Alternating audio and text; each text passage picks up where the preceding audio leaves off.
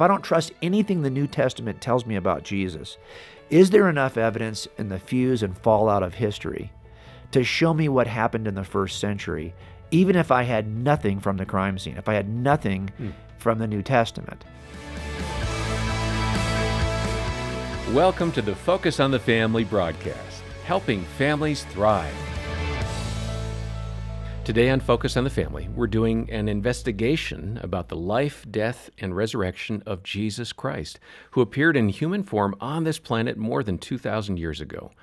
What is the evidence for him? Well, for his claims.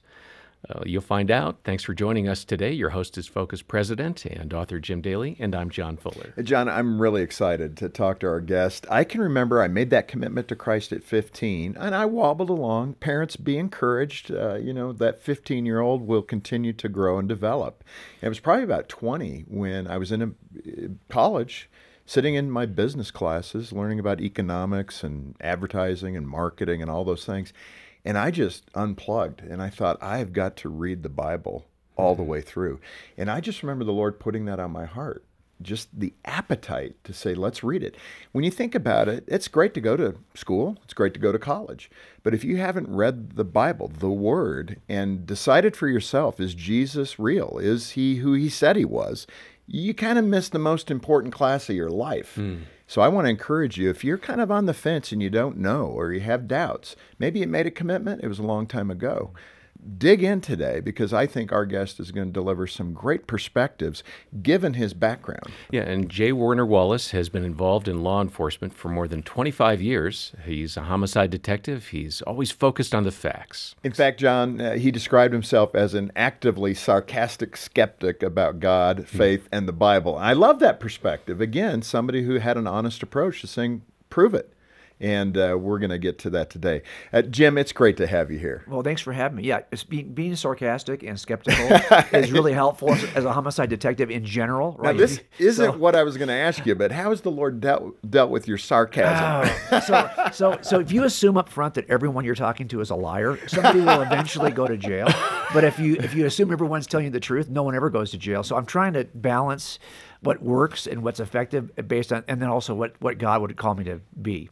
This is totally off topic, but given all your years in detective work, I mean, what are those things that you see about human behavior that kind of makes you scratch your head? Like, they really thought they'd get away with this? Yeah, well, see, a lot of it is, we don't think really rationally when we think about doing things that are irrational, right? Like killing your spouse. So a lot of times you're driven by your emotions, and that's where we can kind of make some headway. Yeah. Right? Because sometimes we overthink it. We're thinking, well, look, if I was doing this, I might do these 5 things first, because we're thinking as though we're not in the middle of an emotional relationship that is driven by emotion. We're trying to think about it rationally and coolly. But here's what I do see. Pretty much everything that I see in human behavior is explained really well on the pages of the New Testament. Oh, that's interesting. So I love the fact that the Bible describes the world the way it really is. And I'll be sometimes working with defense attorneys who they're so convinced that there's no way that their defendant, they're truly convinced that the defendant could not do this, because for the last 30 years, I work cold cases. This guy has been a deacon in a church. He's been, he's a dentist. He's a fireman. Right. He's a city council person. He's just got a regular life. Yeah. And because they don't understand the enigma of man, the kind of fallen nature, designed in God's image, but deeply rebellious, they don't understand that dichotomy. They struggle with understanding how someone like this could do something like that. Well, what's interesting too, so much of the culture right now is debating what's true, that there can't really be an absolute truth. But my goodness, where do you see that show up? In police work. You either did it or you didn't do it, and that's absolute truth. Well, and I always wonder, is this shift from objective claims about truth to subjective claims about truth, is this going to eventually affect us in the courtroom? And I've been watching. Wow, that's interesting. So you've seen that evolution happening. Yeah, because we're selecting jurors, and I think our questions in the voir dire process are going to. They'll always have kind of covered these issues, right? But I think more and more to be able to make sure that the jurors we're selecting actually understand that some things are more than a matter of opinion. Even the claim that there is no objective truth is a claim about truth that's subjective. Right. So it's self-refuting. So we have to at least help and only select the jurors that understand this, right? Because otherwise, if how would you render a decision about something that happened in the past that your opinion can't change? It either happened or it didn't happen. Right. And that's why this is the approach I took when I first was looking which at is Scripture. so good. Let's get some of the terminology down. Not all of us are familiar with police detective work. So, for example, you mentioned that you're a homicide detective, but you specialize in solving cold case, no body murders. Now, honestly, that's the first time I've heard that. Describe a no-body murder. So I think I get it. Yeah, so a no-body murder, often these will go cold because they're first reported as a missing persons case. So this is like where a husband or a business it could be a business associate. Usually, though, it's a husband or a wife who kills their spouse and then somehow effectively destroys the body and then says, oh, we had an argument, and they just vanished. And so you never find the body. So you don't have a body, maybe not even a murder weapon. Well, right? exactly. You don't know, but sometimes they're clever enough to wait 3 days, and they'll walk into, like in our station, they can walk into the front desk. So now you're not even calling a police officer to the location. You're walking into the front counter. You're filing a missing persons report. 2 days later, it's assigned to a detective. Now we're a week behind this thing. Yeah. And you've had a week to clean the house, to do whatever you want to do, and it's basically a lot harder to solve. And if you never find the body, you have the bigger challenge of, number one, demonstrating to a jury that this is a murder and not a true missing. Right. And then number two, demonstrating that this is the guy who did the murder. So you have two, and a lot of DAs just don't want to touch these because they are difficult, because there are two things you're trying to prove. And the cold case is a case that it just hasn't been resolved. It could be years, 10 years, 20 years. Some we're hearing in the media now where 30, 40-year-old cases are being solved with DNA improvement. Well, and so every crime has a statute of limitations except for murder. So if you do a robbery and a number of years go by, I can't go back and reinvestigate that because it closes by statute. Huh.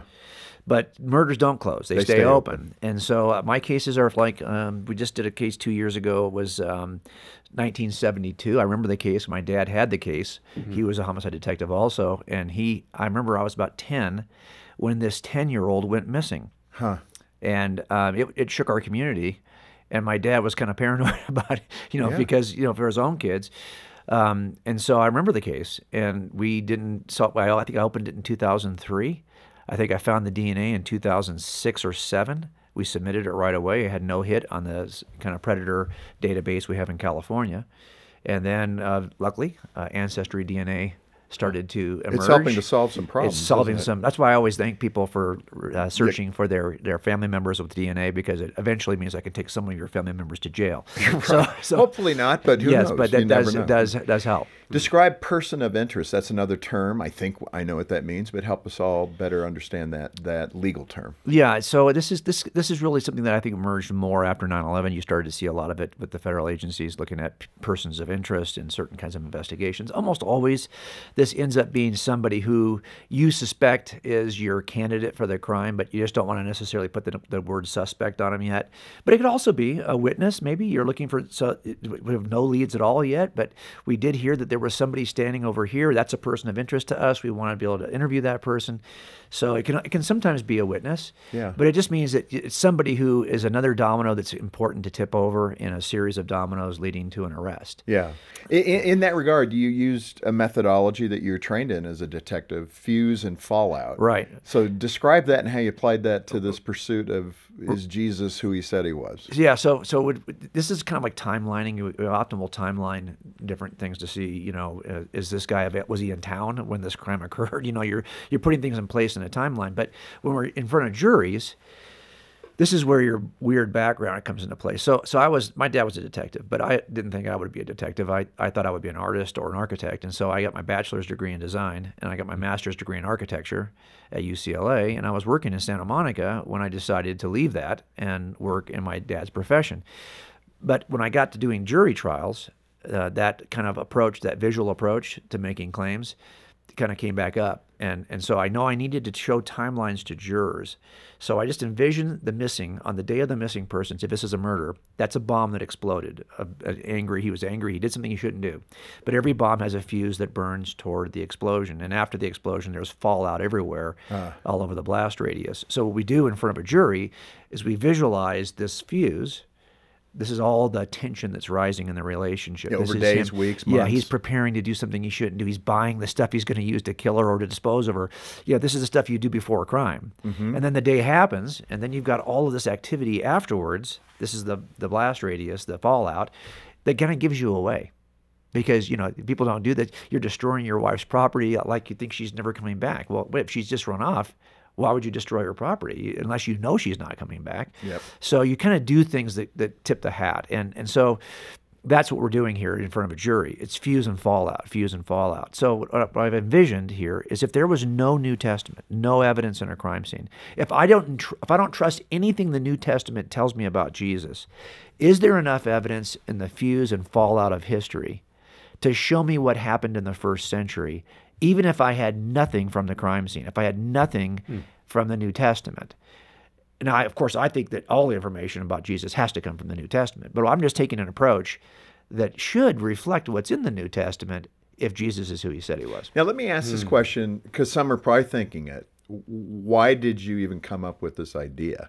I mean, what was happening that you said, I wonder if I apply my detective skills to something that happened 2,000 years ago, if it would work? I mean, Well- what was the motivation? Well, we got into this church. My wife thought, well, we've got kids now, and they're like 6 and 8, or it's 5 and 7. Should we raise them in the church? And I thought, yeah, no. I mean, I wasn't raised in the church. And I turned out pretty well. Yeah, of course, we always think I that, can right? Oh yeah, you know what I was going to say. I'm going to say that for sure. But so I thought I don't really have a desire to, but I love my wife, and if you want to raise the kids in the church, and she was kind of a cultural Catholic growing up. We didn't own a Bible, and she never read a Bible and never read a New Testament. We didn't understand what the gospel was. That wasn't part of our life. You never really heard it said that way. But we go to this church. She nagged me about it for about 3 years. Good for her. Good for her. Yeah. I mean, actually, Susie's the reason. God has used Susie in my life in ways I can't even explain. So without her, we'd be nowhere. But so she convinced me to go, and so I sat in church, and the pastor said that Jesus was this. He said a lot of things, but the thing that stuck with me, because I wasn't really interested in any of the other things. Right. But he said that Jesus was the smartest man who ever lived. And so I thought, well, what's so smart about him? So I did buy a Bible. I bought a Pew Bible, and I just wanted to read what Jesus had to say, really expecting it to be more like Proverbs, Right. just like wisdom statements. Yeah. Not so much a narrative from people who want me to believe that this sequence of events occurred in this order, Right. occurred in this location at some point in history. Well, what is this? This is like supplemental reports in a cold case. I mean, I don't have access Interesting. in cold cases. I don't have access to the witnesses anymore. They're dead. Right. I don't often have access to the report writers, because those detectives are passed away. Yeah. I mean, I got a case from 1972. Everyone was dead before I got there. When we actually solved that case, our suspect had been dead for 15 years. Wow. So this is an old case. So the question then becomes, well, how do you manage these cases? How do you investigate these old cases? Well, so apply that, the fuse and fallout, for example. Apply that, what you learned in detective work, to Jesus. How did you apply that? Well, so I thought, okay, I'm going to do both an inside-out and an outside-in approach. And so I did an inside-out approach. How do we know that the Gospels are telling us something reliable? And I've written about that in a book called Cold Case Christianity. That really is just applying the template for reliable eyewitnesses that we Right. offer to jurors, and applying that to the gospel authors. And that showed me a lot. But I also thought, well, look, if Jesus is who you all think he is, are you really telling me that the only people who noticed this are 4 writers in the first century? I mean, wouldn't you expect that if he's the rock you think he is, when you throw him into the pond, there'd be some ripples, wouldn't there? Right. I mean, I should be able to see this in the fallout of history. Okay. But having never been taught that, really, I didn't know what the impact of Jesus was in history. I think this is true for a lot of young people. As a matter of fact, I think it's really important right now for us to teach our young people how important Jesus. I think there's 2 questions that every young person asks now. So for every what claim we make, we have to offer the 2 whys. So I always say you have to give 2 whys for every what to Gen Z. And the first why is, okay, so you're making this claim about Jesus. Well, why do you think that's true? On Right. the basis of what evidence do you, because everybody else is going to say that their claim is grounded in science, it's grounded in evidence, and you Christians have your wishful thinking. Like, good for you, but that's not good for me. So I want to know, why is this true? And the second why is, why should I care? Even if it is true, why should I care? Yeah. So I think that what I really wanted to know is, does this matter? Even if this is true, does this matter? I'm ready to answer that question. I'm Right. telling you what. Okay. That's the question. Why does it matter? Oh, yeah. Whew, that's a big one. Young people are more concerned about the God, not the godness of God. Does God exist? But the goodness of God. Does this book, this Iron Age book, you folks always, is the source of all misogyny, racism, homophobia, transphobia, you name every phobia you can think of. Is this still good? Does this matter anymore? Does anything good emerge from this? Does anything beautiful emerge from this? Well, those are the kinds of questions I had too. And so this is what the outside in will tell you. Because if the outcome, if the impact of Jesus is evil, then why would you want to examine it? You could make claims about, say, for example, Nazism. Do I care if it's ugly to begin with? Why would I stop making your case? I don't care. It doesn't matter to me. Right. But if this is something that's a source of all beauty, well, then it might matter. Well, and one of the key things there is be cautious of what people label. That's right. It doesn't mean it's Christianity because somebody says it is. That's right. It's what's true. This is Focus on the Family with Jim Daly. Our guest today is J. Warner Wallace. And boy, this is some really fascinating stuff. Yep. Get a copy of the book by our guest. It's called Person of Interest: Why Jesus Still Matters in a World That Rejects the Bible. And we've got details about getting a copy of that book at our website. Check the program notes for all the details, or give us a call, 800, the letter A, and the word family. Jim, you point out how several significant developments in ancient history allowed for the incredible dissemination of the gospel and the exponential growth of Christianity. Start with the developments of language and writing, why that is so important at that moment. Yeah, so a lot of the times when I'm investigating a fuse, I'm answering my own skeptical questions because I'm anticipating that the jury is probably going to have similarly skeptical questions. So when I'm examining the fuse and history that leads up to the appearance of Jesus in the first century, I'm examining really my own skepticism. So I had a skepticism about a number of things, but one of them was just this question: if Jesus really is God, why wouldn't he just come now when we've got social media and iPhones and we can, or if you've got an Android, whatever it is, we've got these smartphones. So wouldn't it be a better time to come now? Like, why does he come when he comes? But it turns out that the cultural shifts and the progress of culture and technology actually does benefit the first century in terms of disseminating information historically. So, for example, you can't really, if you can't express and articulate the detail of the Jesus story, because you don't have the letters in place yet. You don't have an alphabet in place yet. If you're just using hieroglyphics to, for example, describe the Sermon on the Mount, well, good luck with that. Right. It's not going to be easy to do. But once you have an alphabet that's widely distributed across the entire region, like the Etruscan alphabet, which is adopted by Rome, and then as Rome conquers the entire known world, it exports the Etruscan alphabet. And you have, Koine Greek, which is being used by the Romans. You have papyrus, which is much easier to travel, to transport than, so for example, clay tablets or stone.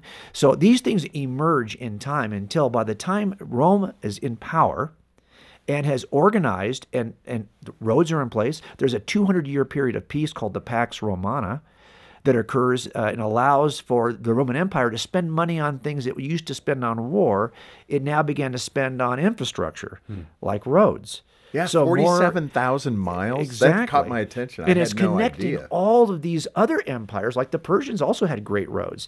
But now the Roman Empire makes sure that all roads lead to Rome. That's not actually is one of the goals of the Roman Empire. And they even connected the Silk Road from China. So now you got access by way of, as a matter of fact, if you read John's book of Revelation, there are a couple of churches that John is talking about in the first chapter that Paul planted by using roads that were not even available to Paul 100 years earlier, because they were constructed by the Romans and allowed Paul into places where he could plant churches. So it turns out it's not just that Jesus appears, it's that the infrastructure is in place and the technology, the alphabet, the language is in place so that you can actually transmit the message of Jesus. To spread the gospel. Yes, and this is what That's I would say. interesting. And so the question becomes then, wouldn't it be better to come now? But here's what I discovered.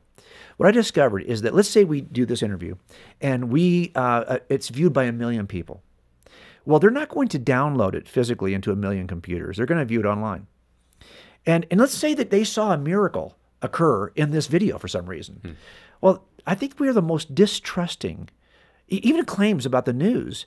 We are so divided as a true. nation, so divided as a world, that we're going to say, well, who's saying that first? Well, I don't trust that person, so I don't trust that information. So we are very distrusting. And then when we see something that looks miraculous, well, I've watched the Marvel superhero movies too. Right. Everything looks miraculous. Do you trust anything anymore you see? But more importantly, you're not downloading the video. Now, why that matters is that if you downloaded it to 1,000,000 different geographic locations, it would be much harder to eradicate the information in the video.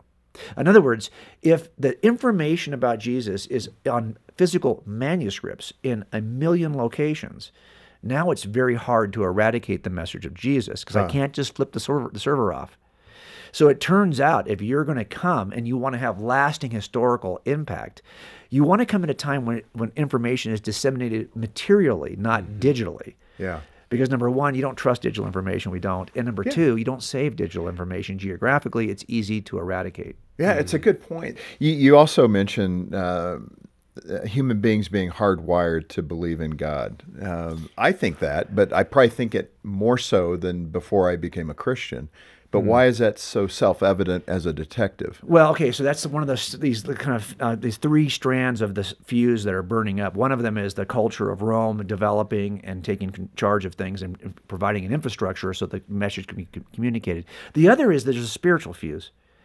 That it turns out that we are created in the image of God, so don't be surprised that we often think about God. And even today, polls have been taken. I think about 83% of all living humans believe in some form of theism or deism. And that's with an incredible secular headwind right Oh, now. absolutely. Think about that. And these are studies being done by secular groups. As a matter of fact, Ivy League schools that are mostly secular now have done this research and have discovered that really we are born with a default position of looking at creation and inferring the existence of a creator. That's very natural for children to do.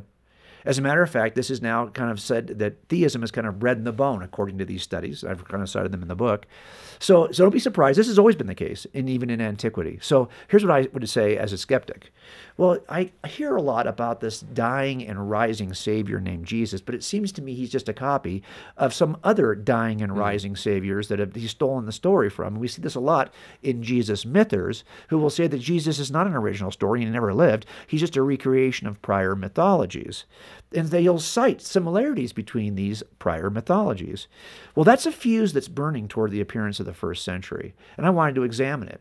So if you look and read through all the ancient mythologies, what you're going to discover is they have about 15 things in common. And it turns out those 15 things they have in common are all the things that humans naturally expect of deity. We think about God and we imagine certain things. Well, if he's God, he probably has power beyond ours. So we always, almost every God, for example, can do God things. They can do supernatural miracles because we expect our gods to do supernatural miracles. Many of them appear supernaturally. Well, you kind of expect that too. Ours does, right? Jesus appears supernaturally. Now, only broadly are these 15 attributes similar.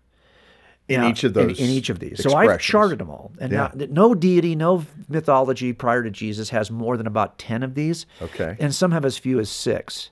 Until you get to the first century. And then Jesus appears possessing all 15 of the ancient expectations of deity.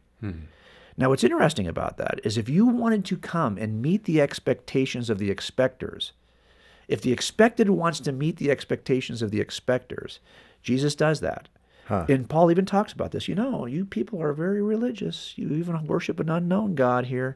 Well, we're here to tell you that what you've imagined, we actually saw with our own eyes. Right. And so he's comparing the myths of humans. Now, when I say myth, I mean the stories of deity, to the myth written by God, as C.S. Lewis says. Not a fiction, but a claim about God that is from the mind of God, from the mind of poets and ancients and expectors to the mind of the expected. That's the difference in Jesus. And so you see that, he shows up at a time in history when the ancient groups, the vast majority of ancient myth worshipers, are still worshiping the ancient myths with common expectations. And Jesus meets these. So this is not, so all the similarities between Jesus and other deities, they're not that similar, first of all. I mean, just broadly similar. But they end up being an evidence for Jesus, not an evidence against him. When you put it in context like that, the exchange of Jesus with the woman at the well, I mean, you get a little sense of God's frustration there. Woman, I'm standing right in front of you. I am the water. But what's great about it is that we share these expectations. And even the modern scientific and sociological experiments we're doing right now demonstrate that created beings have expectations of the Creator. It's been going on for thousands of years. And Jesus meets most robustly all of those expectations. And that's not by coincidence. He's the only one in the history of anyone who claimed to be God who actually has all 15 of the characteristics. Like Buddha, for example, has 10. Right. No, of that's these a 15. really interesting observation that he fulfilled even that, Right. mythology. That's right. That Jesus is the He's fulfillment the of all actual reality Yeah. that you've been imagining. in parts and pieces. That's right. In all those expressions. That's so fascinating. Let me ask this question, Jim. Do you feel if you had to go in front of a jury today on the trial basis of Jesus' existence, you think you'd win the case? Well, here's what I always say. You win trials not in opening statements, not in the evidence show, not in closing arguments. You win cases in jury selection. Sorry, it's just the case. So I would say to anyone listening, if you feel like, hey, I've been sharing the gospel with people, it's about jury selection. And I can't put people on a jury who have presuppositional biases or reasons to reject a truth claim that aren't evidential. So I make sure we have a voir dire process where we select the jurors and we eliminate the jurors who are biased against us on either side. So the question I would say is, are you taking the time? Are you praying about this? Are you asking God to soften the heart of the potential juror before you begin to present a case? Because it turns out you can present a case to a juror who's already biased against you, and it's not going to go very far. And I can't soften the heart of my hearers. Only God does that. God calls, and then we deliver a message, and people respond. So I always say, yes, don't get frustrated, though. I think this case is more than sufficient. This case is very compelling. But there will still be people who will resist it. But it has more to do with jury selection than does the strength of the case. That's really interesting. And for our listeners and viewers, I want to make sure we recommend this wonderful book, Person of Interest, Why Jesus Still Matters in a World That Rejects the Bible. And as Jim mentioned a moment ago, I mean, the Gen Z, the Gen X, all of the young folks today are really looking and prodding to see, can this be true? Is it real? And we better get equipped to answer those questions and to give a good answer to those solid questions. And one way to do it is to read this wonderful resource. Yeah, get a copy of Person of Interest, Why Jesus Still Matters in a World That Rejects the Bible. We've got details for you when you call 800, the letter A in the word family, or click the link in the program description. And like we often say, if you can make a gift of any amount, if you could do it monthly, that's great. It helps us do ministry, but join in, do ministry with us, and we'll send you a copy of the book as our way of saying thank you. Donate as you can when you call 800, the letter A in the word family, and request your copy of the book by J. Warner Wallace, Person of Interest, Why Jesus Still Matters in a World That Rejects the Bible. Jim, again, stick with us, and thanks for being here today. Thanks for having me. I appreciate it. And thank you for joining us today for Focus on the Family. On behalf of Jim Daly and the entire team, I'm John Fuller, inviting you back as we continue the conversation with J. Warner Wallace and once again help you and your family thrive in Christ.